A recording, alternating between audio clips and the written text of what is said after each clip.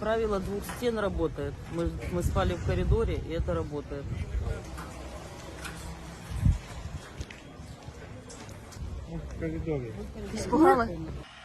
So I woke up this morning to about 5 shells hitting a military airport nearby.